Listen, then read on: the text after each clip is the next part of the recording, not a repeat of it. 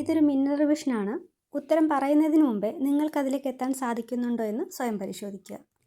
Indian ഭരണഘടനാ ശില്പി ആരാണ്? Answer option C doctor BR Ambedkar. India ഒരു ഡാഷ് രാജ്യമാണ്. ഫെഡറൽ രാജ്യമാണ്. ഭരണഘടനയുടെ സംരക്ഷകനാര്? സി സുപ്രീം കോടതി. ഇന്ത്യൻ ഭരണഘടനയിൽ ആകെ എത്ര ഭാഗങ്ങളുണ്ട്? സി 25. ഇന്ത്യൻ ഭരണഘടന പ്രാബല്യത്തിൽ വന്നത് എപ്പോഴാണ്? ആൻസർ ഓപ്ഷൻ ബി 1950 ജനുവരി 26. ഭരണഘടനയിലെ ആമുഖം അല്ലെങ്കിൽ പ്രിയാമ്പിൾ എന്തിനെക്കുറിച്ചാണ്? ഭരണഘടനയുടെ ലക്ഷ്യങ്ങൾ. ഭരണഘടനയിൽ മൗലിക അവകാശങ്ങൾ ഏത് ഭാഗത്തിലാണ്? ആൻസർ ഭാഗം 3. മൗലിക അവകാശങ്ങളുടെ എണ്ണം എത്രയാണ്? Option D 6. ഭരണഘടനയിൽ മൗലിക കടമകൾ ഉൾപ്പെടുത്തിയിരിക്കുന്നത് ഏത് ഭാഗത്തിലാണ്? ഭാഗം 4A. ഭരണഘടനയിൽ എത്ര ഷെഡ്യൂളുകളുണ്ട്? Option B 12.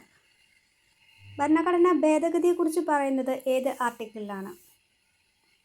Option A 368. ഭരണഘടനയിലെ ആദ്യ ആർട്ടിക്കിൾ എന്തിനെക്കുറിച്ചിട്ടാണ്?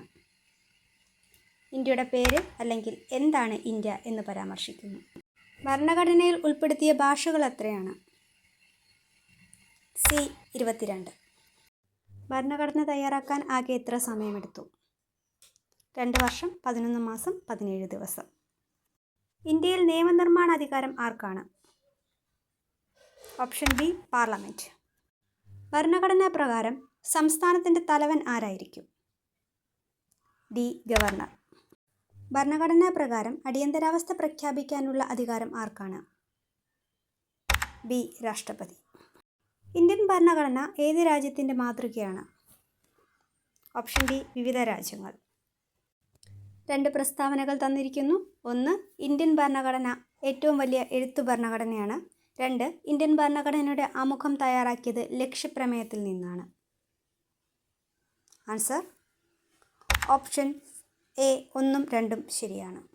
ഭരണഘടനാ നിർമ്മാണ സമിതി ഭരണഘടനയെ അംഗീകരിച്ച ദിവസം ഏതാണ്? Option B 1949 November 26.